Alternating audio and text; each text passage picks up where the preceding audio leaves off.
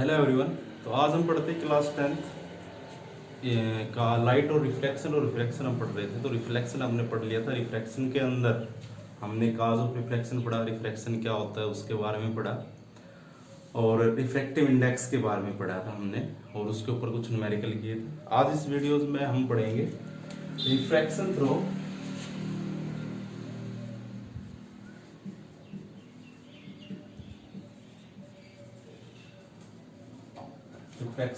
Rectangular glass.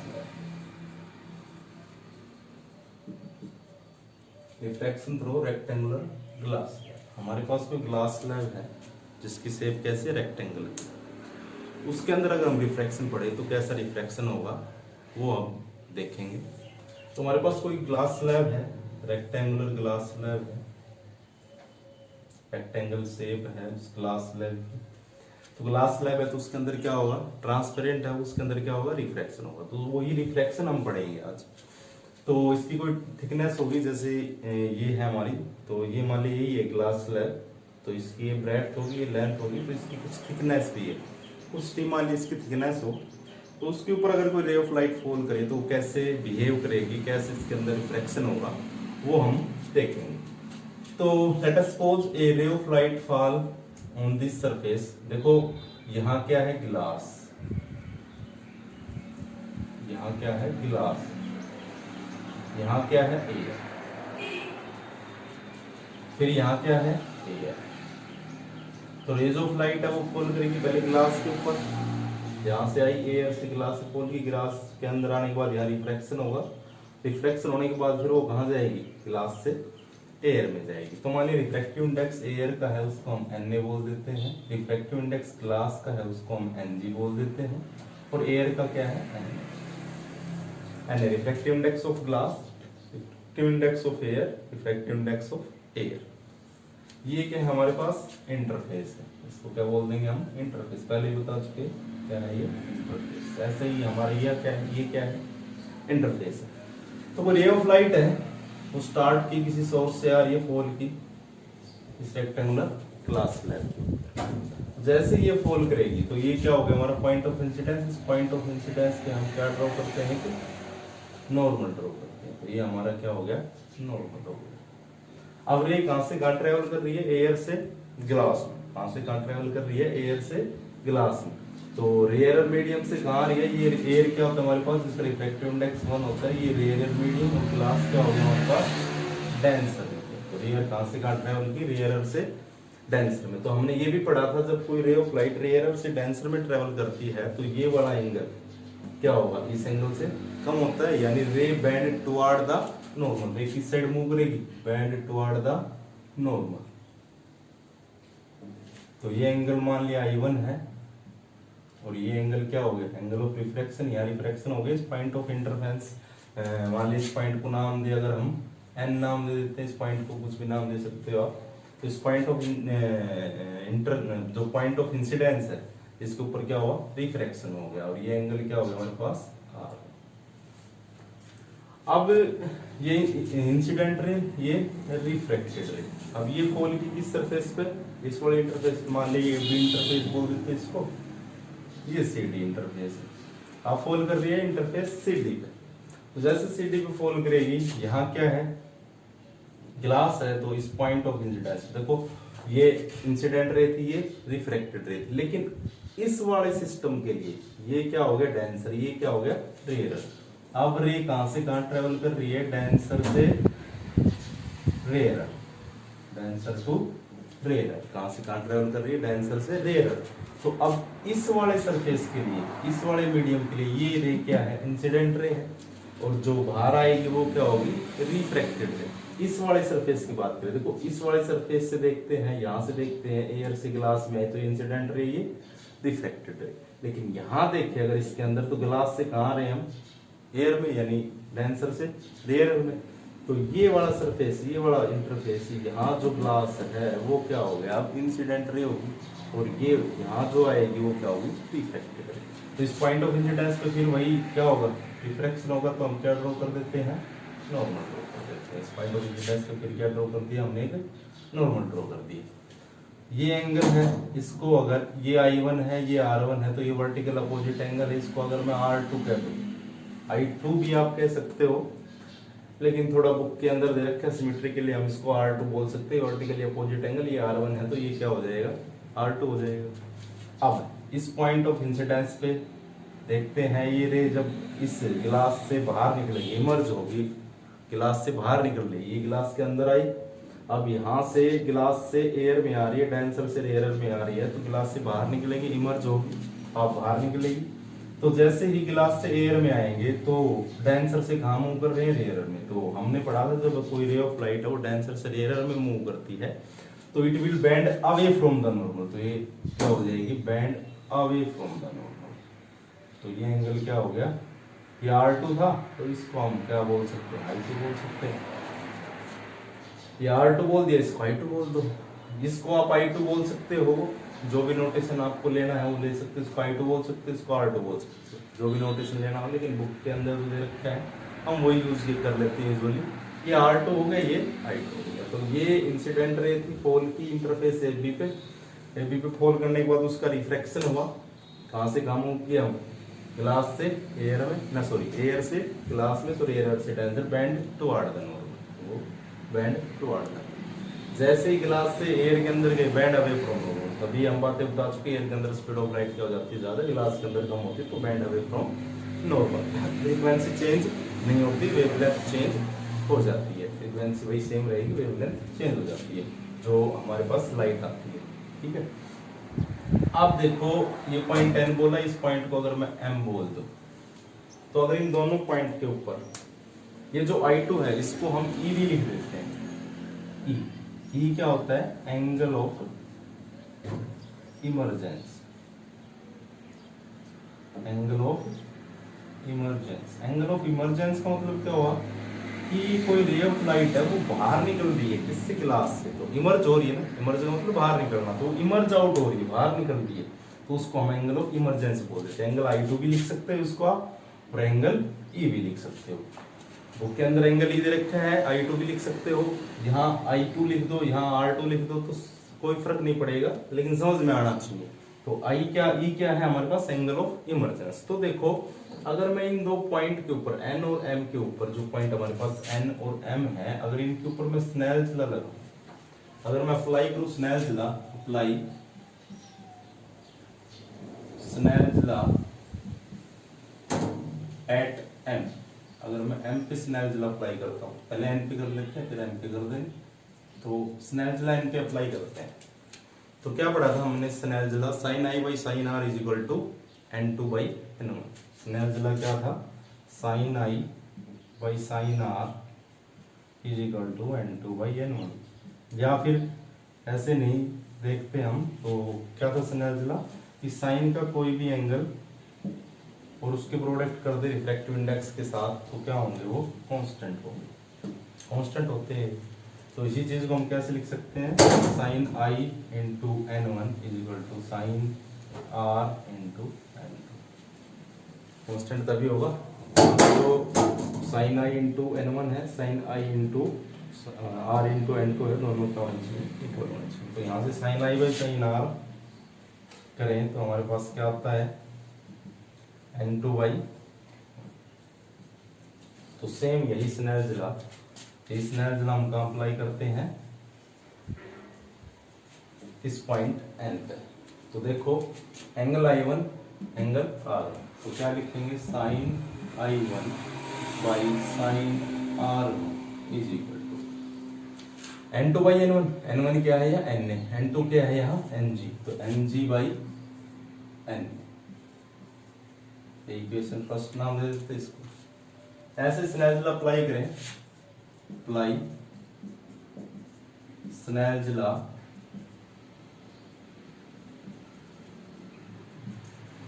Eight M पे apply करते हैं, तो अब देखो sign R2 by sign I2 लिख दो या E लिख दो, साइन E लिख देते हैं इसको, is equal to sine R2 इस पॉइंट पे अप्लाई कर रहे हैं, तो sine R2 by sine E is equal to क्या हो जाएगा, N2 बाई N1। तो भाई अभी हमारे पास N1 क्या है, ग्लास है, और N2 क्या है, एयर। तो एयर बाई क्या हो जाएगा, ग्लास, तो Na बाई Ng। एक बार फिर देख लें, एन पॉइंट पे अप्लाई करते हैं तो sine I by sine R is equal to N2 by N1 होता है। तो N2 हमारे पास क्या है, Ng, और N1 क्या है, Na। अब पॉइंट M पे अप्लाई करें तो देखो मैंने ये बात पहले बताई थी। अब ये क्या हो गया, रेयर मीडियम, और ये क्या हो गया, सॉरी ये क्या है, डेंसर मीडियम, और ये क्या है, रेयर मीडियम। इस एक भी इंटरफेस के लिए ये इंसिडेंट रे है और ये क्या है, रिफ्रैक्टेड रे। तो ये रिफ्रैक्टिव इंडेक्स जो होगा वो N1 हो गया, और ये क्या हो गया, N2। तो sine R2 by sine E is equal to Na, N2 by N1 लिखते तो Na बाई Ng।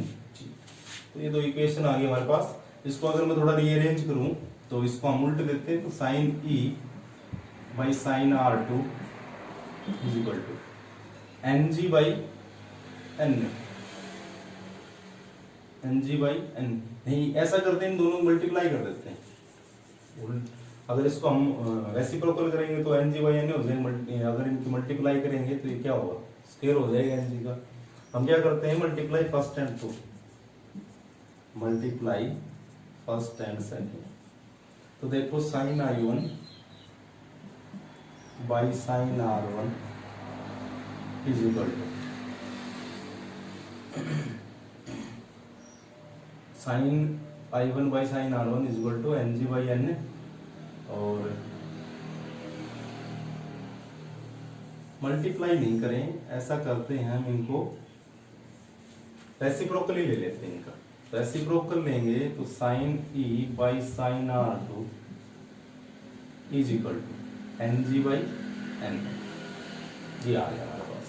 मल्टीप्लाई नहीं करेंगे, मल्टीप्लाई करेंगे तो ये दो मल्टीप्लीकेशन में आ जाएगा, हमारे पास कोई रिलेशन नहीं करेगा। हम क्या करते हैं, इनको इसका रेसिप्रोकल ले लेते हैं, तो Ng बाई N। अब देखो इन दो इक्वेशंस, ये भी Ng बाई N है, ये भी Ng बाई N है। तो from equation first and second, from first and second हमारे पास क्या हो जाएगा भाई, ये दोनों इक्वल हैं तो ये भी दोनों इक्वल होंगे। Sine I1 by sine R1 is equal to sine E by sine R। क्या आया हमारे पास, sine I1 by sine R1 is equal to sine E by sine R2। तो अब यहां से देखो, साइन I1 किसके इक्वल होगा, साइन E के, और साइन R1 किसके इक्वल होगा, साइन R2 के। ये दोनों हमने डिवाइड कर, हमने स्नेल लॉ अप्लाई किया था, तो यहाँ से हमारे पास क्या रिलेशन निकलता है, साइन I1 है वो किसके इक्वल आ गया, sine I1 by sine E by sine R2 is equal to sine I1 है ये, I1 बाई साइन R1 के इक्वल आ गया। तो यहां से देखो, जो हमारे फिगर से क्या क्लियर हो रहा है, जो एंगल I1 है, जो एंगल I1 है वो किसके इक्वल है, एंगल R2। एंगल I1 है वो किसके इक्वल है, एंगल R2 के। ये वाले एंगल तो वर्टिकली अपोजिट एंगल है, वो क्या होंगे, इक्वल। तो एंगल I1 जो होगा वो किसके इक्वल होगा, एंगल R2 के। ये वर्टिकल अपोजिट एंगल हो गए, देखो ये एंगल और ये दोनों क्या है, इक्वल है। एंगल I1 किसके इक्वल है, एंगल R2 के। तो यहां से हमारे पास क्या हो जाएगा, साइन R1 किसके इक्वल हो जाएगा, तो साइन R1 तो हमारे पास किसके इक्वल हो जाएगा, साइन R2 के। और जो साइन E था तो वो किसके इक्वल हो जाएगा, साइन E था वो किसके इक्वल हो जाएगा, साइन I1 इक्वल होंगे एंगल। साइन R1 किसके इक्वल हो, साइन R2 के, और साइन E किसके इक्वल होगा, साइन I1 के। तो यहाँ से ये E किसके इक्वल आ जाएगा, I1 के। E किसके इक्वल आ गया, I1 के। क्या किया हमने, स्नेल लॉ अप्लाई किया, sine I1 by sine R1 is equal to Ng by Na हो गया, sine R2 by sine E is equal to Na by Ng हो गया। क्या करते हैं, इसका रेसिप्रोकल ले लेते हैं, Ng बाई Na क्या हो गया, sign E by sine R2।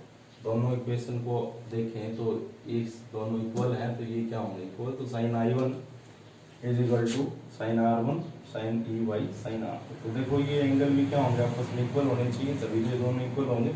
यहाँ से कोई रेशियो मिलेगा, दोनों को डिवाइड करने के बाद, यहाँ से भी डिवाइड करने के बाद कोई जो फ्रैक्शन मिलेगा, दोनों क्या होंगे, इक्वल होंगे, नंबर मिलेगा। तो साइन R1 किसके इक्वल होना चाहिए, R2 के, और साइन E किसके इक्वल होना चाहिए, I1 के। तो यहाँ से क्या रिलेशन आया हमारे पास, E किसके इक्वल आ गया, I1 के, और R1 किसके इक्वल आ गया, R2 के। तो हमारे पास एंगल ऑफ इमर्जेंस किसके इक्वल आया है, एंगल ऑफ इंसिडेंस के, और R1 किसके इक्वल आया है, R2 के। तो यहाँ से क्या मिलता है हमें, यहाँ से क्या रिलेशन मिला, इसको मैं रब कर देता हूं। तो जो एंगल E है, साइन R1 किसके इक्वल है, R2 के, साइन E किसके इक्वल है, I1 के। तो एंगल E किसके इक्वल आया, I1। मतलब ये वाला जो एंगल है, एंगल ऑफ इंसिडेंस जो है, किसके इक्वल हो गया, angle of emergence. Angle of emergence मैंने बताया, जो रे इमर्ज कर रही है, बाहर निकल रही है किससे, ग्लास, वो क्या होगा हमारे पास, एंगल ऑफ इमरजेंस। तो एंगल ऑफ इंसिडेंस और एंगल ऑफ इमरजेंस क्या है, दोनों इक्वल हैं। तो यहाँ से क्या मिला हमें कि जब ये इंसिडेंट रे किसी ग्लास स्लैब पे फॉल करेगी, तो जब ये इससे इमर्ज आउट होगी तो क्या होंगे, ये इसके पैरेलल होगी। अब देखो, अगर मैं इस रे को सीधा पास करूं तो यहां से क्या देखने को मिलता है हमें, ये दोनों रे क्या है, पैरेलल है। तो यही चीज हम बता रहे हैं कि एंगल आई किसके इक्वल है, एंगल ई के, एंगल आई एंगल ई के इक्वल है। तो दोनों रेज क्या है, पैरेलल है।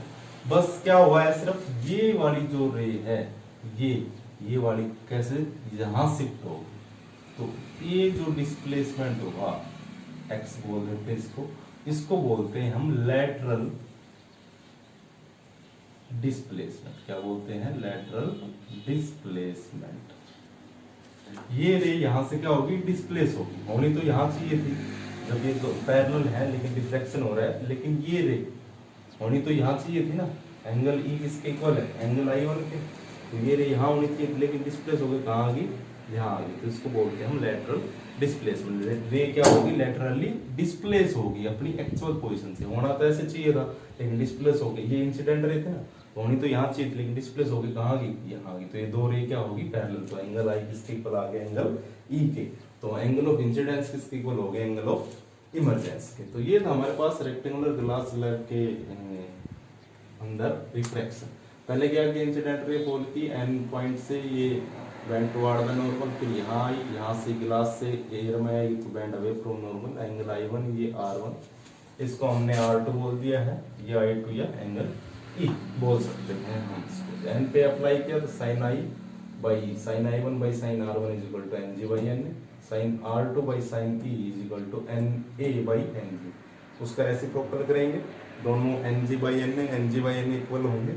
तो वहां से क्या आएगा, sine I1 by sine R1 is equal to sine R2 by sine sine E by sine R2। तो वहां से sine R1 is equal to sine R2 होगा, तो R1 के इक्वल होगा R2 के। तो R1 और R2 भी क्या होंगे, इक्वल होंगे।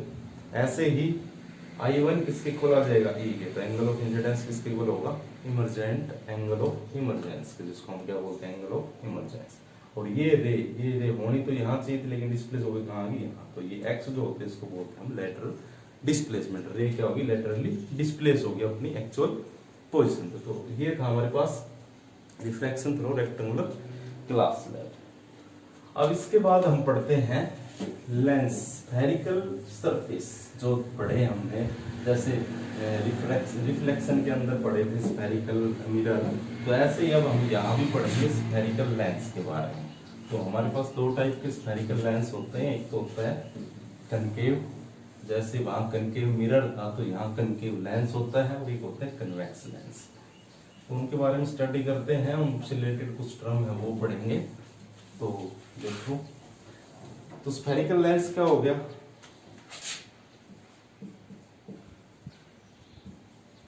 स्फेरिकल लेंस क्या हो गया हमारे पास,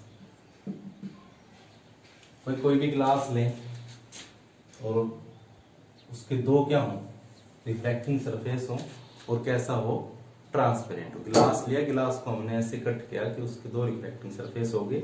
ऐसे कितने सरफेस हो गए, दो रिफ्लेक्टिंग सरफेस।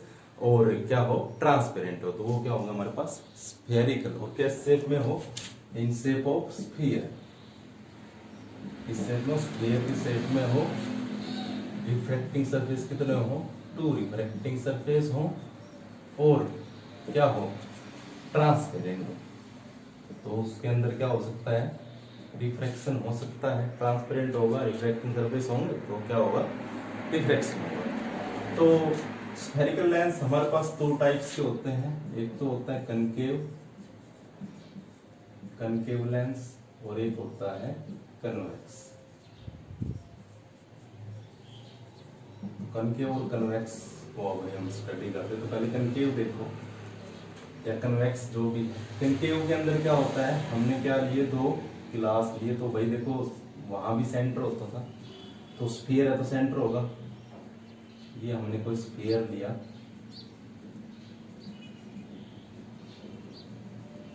जिसका सेंटर है C1। ऐसे कोई दूसरा स्फीयर लिया जिसका सेंटर C2 है, मान लिए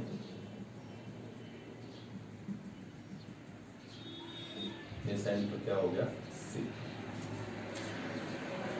इनका साइज थोड़ा सा सेम कर लेते हैं हम।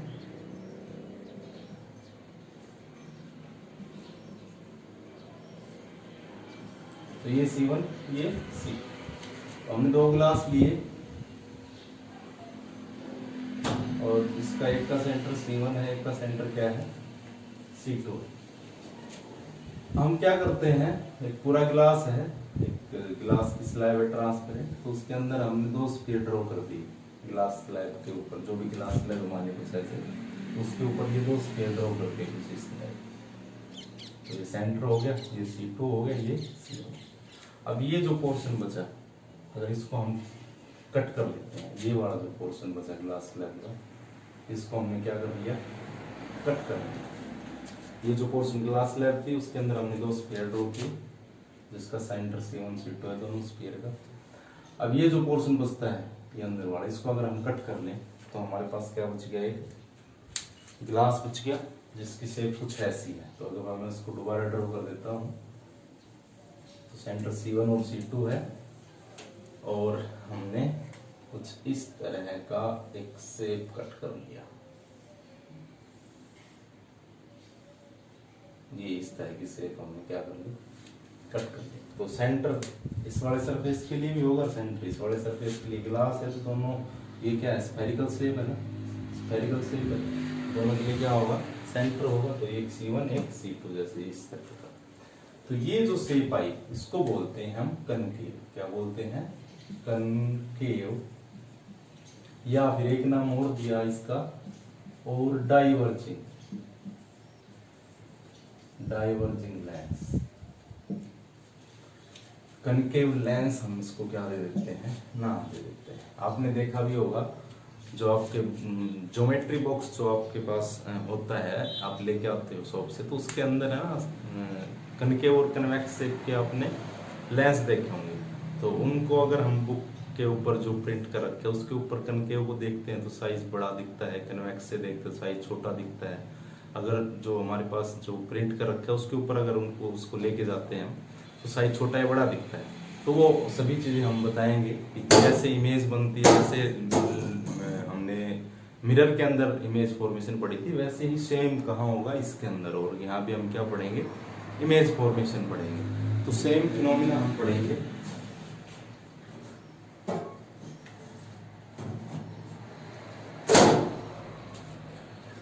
तो सेम सभी फिनोमिना जो हमने रिफ्लेक्शन में पढ़े थे वो हम यहाँ भी पढ़ेंगे। जैसे मिरर के केस में मिरर फॉर्मूला पढ़ा, न्यूमेरिकल किए, तो इमेज फॉर्मेशन पढ़ी थी, इमेज डायग्राम बनाए थे। तो यहाँ भी सब फिनोमिना, सभी जो डायग्राम वो हम ड्रॉ करेंगे लेंस के लिए। तो ये हमारे पास होता है कनकेव लेंस। कनकेव लेंस की डेफिनेशन अगर हम दें तो ये तो इसके क्या हो गए, दोनों एज हो गए, ये क्या हो गया, सेंटर। तो क्या बोल सकते हैं, जो सेंटर से क्या हो, थिन, सेंटर से क्या है ये, थिन, और एज से क्या हो, थिक। सेंटर से थिन और एज से थिक हो कोई ग्लास जो इस शेप में है, सेंटर से थिन और एज से थिक। यहाँ से मोटा है, सेंटर से थिन है, तो उसको बोलेंगे हम कनकेव या डाइवर्जिंग। डाइवर्जिंग क्यों बोलते हैं? क्योंकि रे को क्या करता है? डाइवर्ज। जब हम आगे फोकस पढ़ेंगे तो हम देखेंगे रे को क्या करेगा, ये डाइवर्ज करता है, दूर दूर करता है। तो ये हो गया हमारे पास कनकेव। ऐसे ही कन्वेक्स लें तो क्या लिया हमने? वही ग्लास स्लैब ली और कुछ इस तरह का सेंटर है, ऐसे यहाँ सेंटर हो गया एक C1 C2, इनका ये C1 है, C2 इसको हम दे देते हैं C1 डैश और C2 डैश।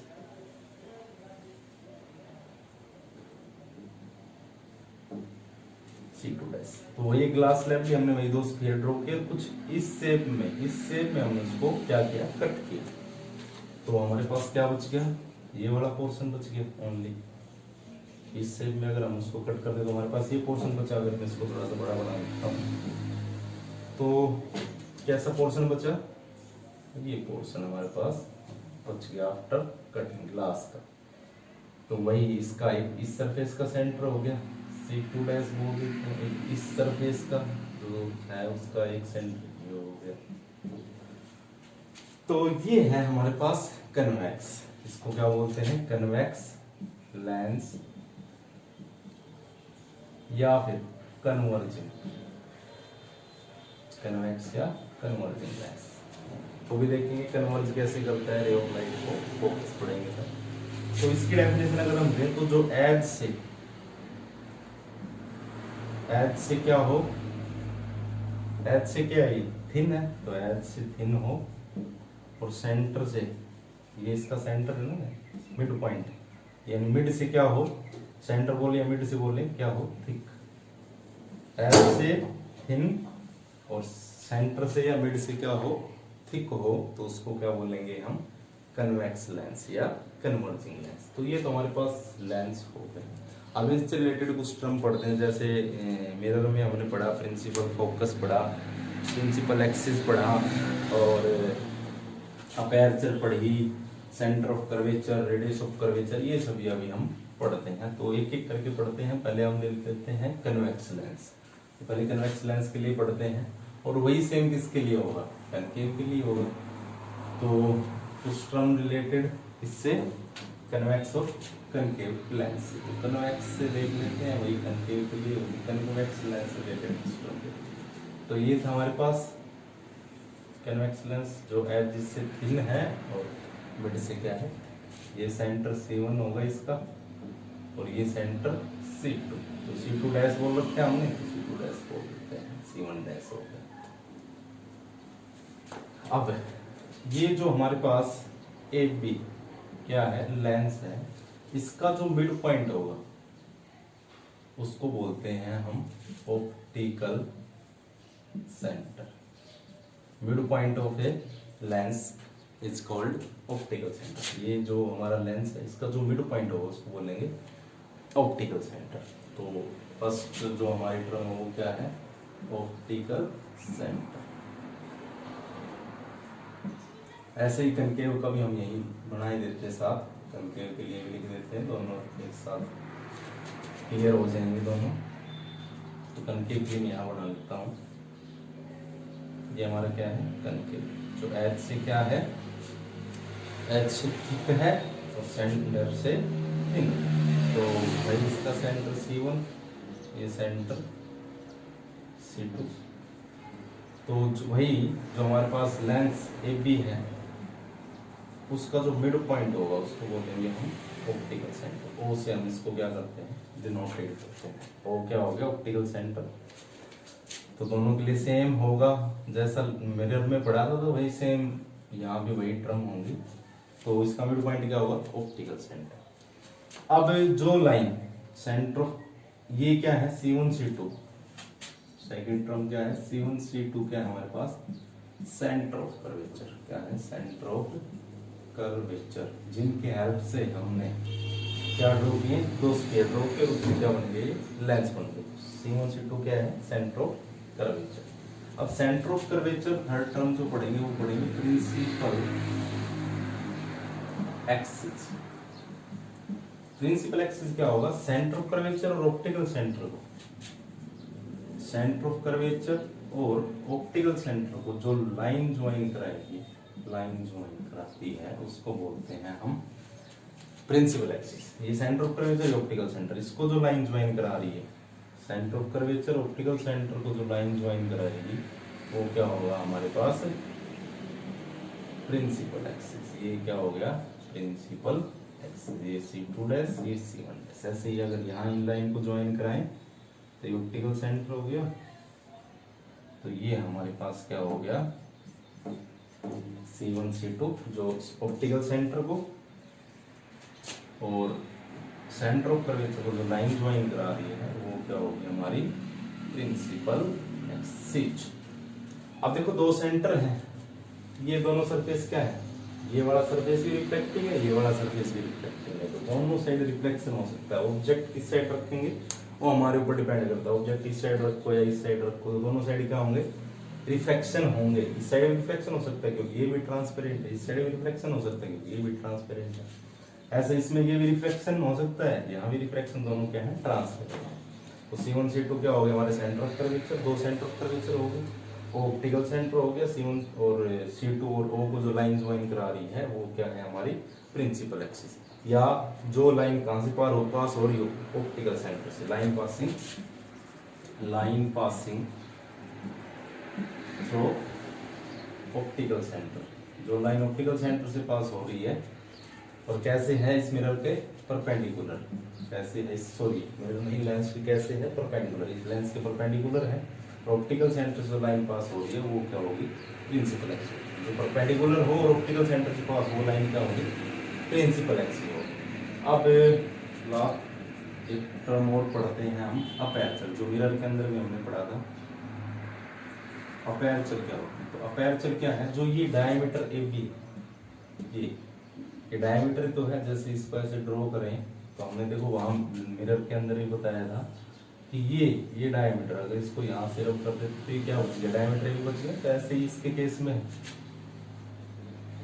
तो ये हमने कुछ ऐसे ड्रॉ किया था, तो ये दोनों मान लिया हमने, इसको इतना रब किया है ना, ये था पूरा, तो इसको इतना रब किया, तो ये AB और ये भी AB, तो दोनों क्या होगी डायमीटर होगी, तो डायमीटर AB, तो डायमीटर AB है वो क्या होगी हमारी अपर्चर। ऐसे इसके अंदर जो डायमीटर AB है हमारा वो क्या है अपर्चर है। कुछ के अपर्चर ज्यादा होती है, कुछ के अपर्चर कम होती है, वो भी हम पढ़ेंगे आगे जब पावर ऑफ लेंस पढ़ेंगे। तो अपर्चर से क्या फर्क पड़ता है, अपर्चर कम होगी तो छोटा हो जाएगा, अपर्चर ज्यादा होगी तो बड़ा हो जाएगा, तो अपर्चर के ऊपर भी फर्क पड़ता है, तो वो हम पढ़ेंगे पावर ऑफ लेंस में कैसे फर्क पड़ता है पावर के ऊपर लेंस की जब अपर्चर कम या ज्यादा होती है। तो ये अपर्चर होगी हमारे पास।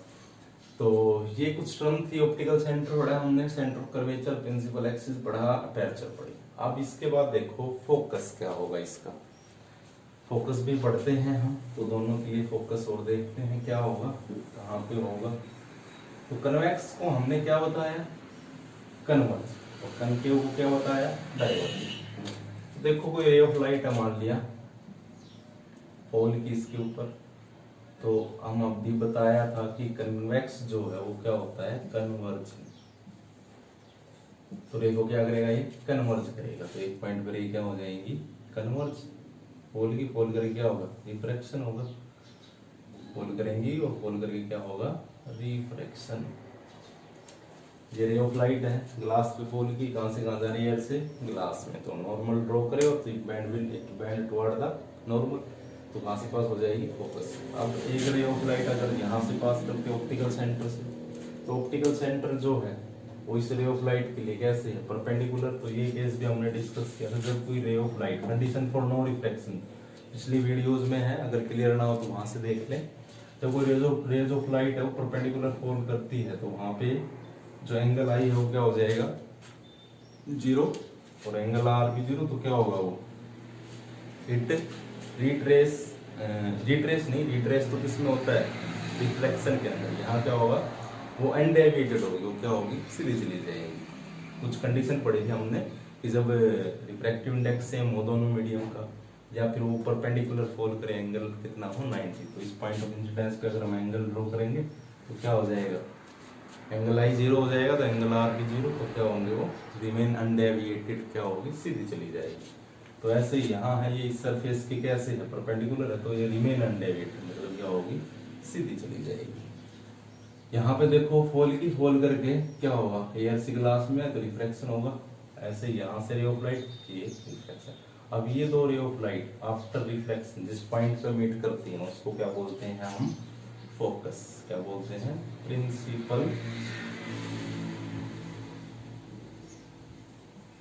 Principal focus.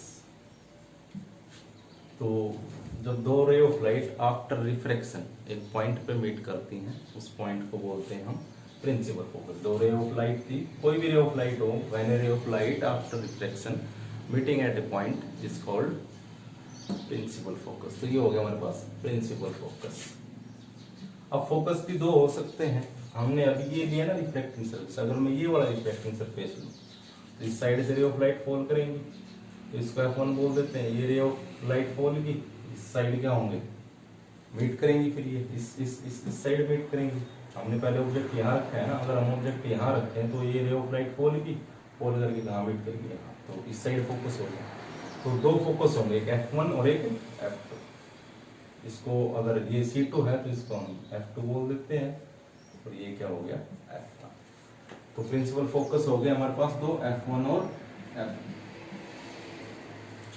अब फोकस से ऑप्टिकल सेंटर के बीच की डिस्टेंस, अब एक और इसकी डेफिनेशन क्या देते हैं, जो मिड पॉइंट होता है सेम है जैसा हमने मिरर में पढ़ा, भी सेम बिल्कुल मिड पॉइंट C और O का, मिड पॉइंट C1 और O का या C2 और O का क्या होगा, F होगा focus. The mid point of C1 and O, C1 dash है तो C1 डैश लिख देते हैं, C1 डैश और O का जो मिड पॉइंट है वो क्या होगा, फोकस। ऐसे ही C2 डैश और O का मिड पॉइंट F2। या फिर एक डेफिनेशन और दे सकते हैं कि जो when the ray of light after reflection meeting at a point and that point is called principal focus.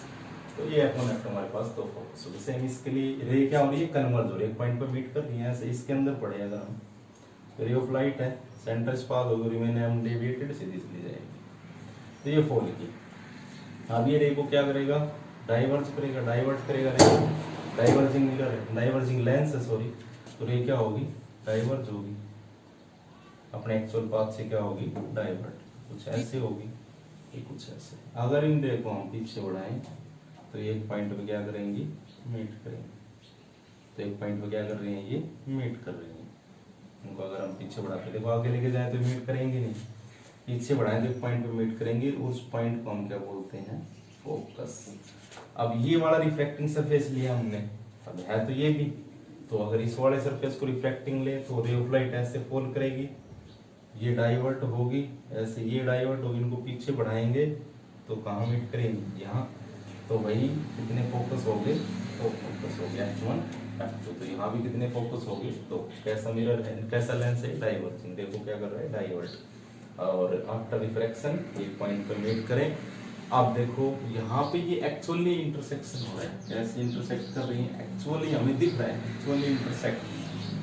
तो उस इमेज को क्या बोलते हैं, हम सब पहले बता चुके, जब एक्चुअली इंटरसेक्शन हो उसको बोलते हैं रियल इमेज। और ये देखो ये कैसे है, हमने इनको पीछे बढ़ा के मिलाया है, ये एक्चुअली इंटरसेक्शन नहीं है। तो ऐसे इमेज को क्या बोलते हैं हम, वर्चुअल इमेज। क्या बोलते हैं, वर्चुअल इमेज। तो हमारे पास ये तो क्या हुई, रियल फोकस। कन्वेक्स के अंदर क्या है, रियल फोकस, और कन्वेक्स के अंदर क्या है ना, सॉरी, कन्वेक्स के अंदर क्या है, रियल फोकस, और कनकेव के अंदर क्या है, वर्चुअल फोकस। कैसे फोकस है, वर्चुअल। रियल कन्वेक्स के अंदर, वर्चुअल कनकेव के अंदर। तो वही F1 F2 क्या हो गया हमारे पास, तो फोकस हो गए। ठीक है, अब वही C और O का मिड पॉइंट क्या होगा, फोकस होगा। या जब रे आफ्टर रिफ्रैक्शन हम उनको पीछे बढ़ा के एक पॉइंट पे मीट कराते हैं, वो मीट करते पीछे बढ़ाते हैं तब, तो उसको बोलते हैं फोकस। और C और O का मिड पॉइंट क्या है, F है। तो ये हमारी क्या होगी, फोकल लेंथ होगी। ये भी क्या होगी, फोकल लेंथ। जब C1 और O का मिड पॉइंट F है तो ये फोकल लेंथ होगी, ये भी फोकल लेंथ होगी। ऐसे इस साइड होगा ये भी फोकल लेंथ और ये भी फोकल लेंथ। ऐसे इसमें सेम होगा, ये फोकल लेंथ, ये भी फोकल लेंथ, ऐसे और ये भी फोकल लेंथ, ये फोकल लेंथ। तो एक और टर्म आई हमारे पास यहाँ, तो एक और टर्म, दो टर्म और पढ़ते हैं हम। फोकस पढ़ लिया हमने, देखो दो टर्म और कौन सी होगी, एक तो रियल नहीं sorry radius of curvature,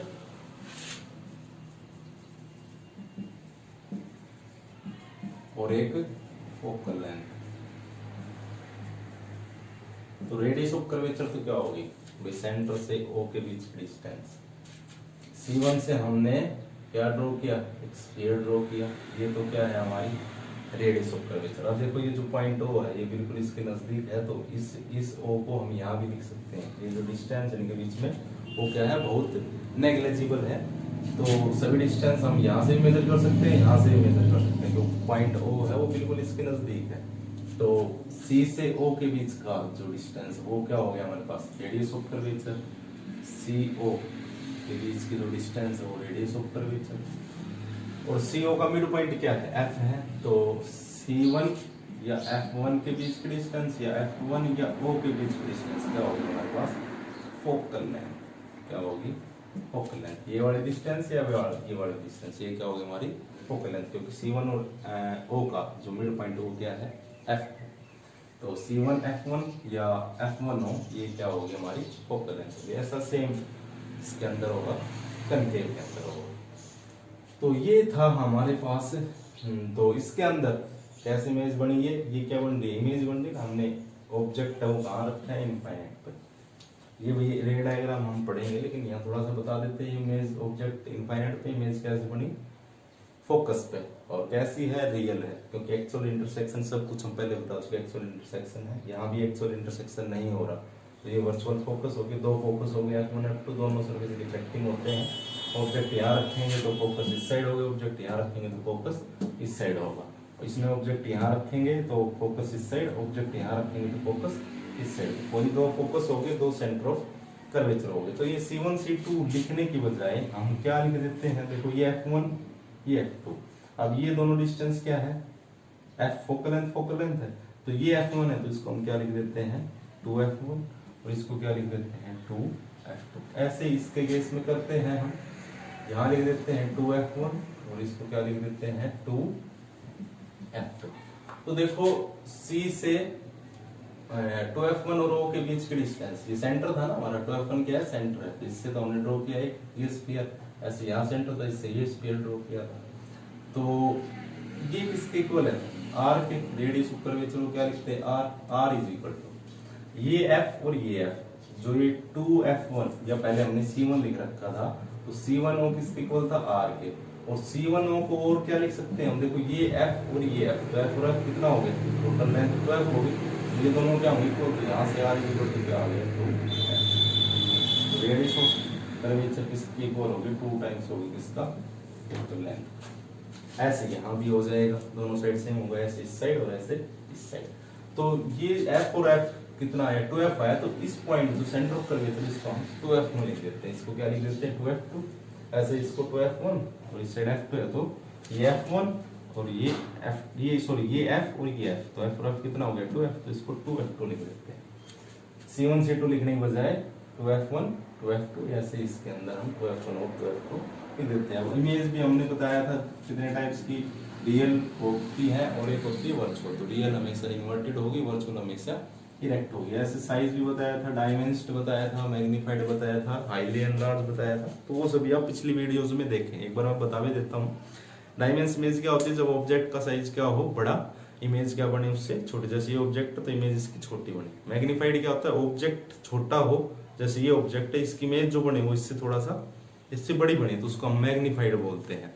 highly enlarge मतलब ये ऑब्जेक्ट और इससे बहुत ज्यादा बड़ी इमेज बन रही, तो हाईली एनलार्ज होगी या एनलार्ज होगी। और पॉइंट इमेज क्या होती है, जब बिल्कुल एक डॉट की तरह, जैसे ये इमेज जो बन रही है ये क्या है, पॉइंट इमेज है। तो ये सभी चीजें मैं आपको पहले बता चुका। पिछले जो वीडियो हैं मिरर वाले, उनके अंदर आप देखें तो वहां से आपको अच्छा और अच्छी तरह क्लियर हो जाएगा। लेकिन यहाँ भी हमने आपको एक बार रिवाइज करा दिया है। तो ये सभी टर्म है, आप ये पढ़ें और refraction through rectangular glass slab उसको भी अच्छे से करें। तो आज के लिए इतना ही। अगली जो वीडियो है उनके अंदर हम रूल्स पढ़ेंगे, कैसे हम इमेज ट्रेस करेंगे फॉर कनकेव और कन्वेक्स लेंस, और उसके बाद फिर इमेज फॉर्मेशन पढ़ेंगे कनकेव और कन्वेक्स के लिए। जैसे हमने मिरर के अंदर पढ़ा था वही सेम प्रोसीजर यहाँ रहेगा। तो आज के लिए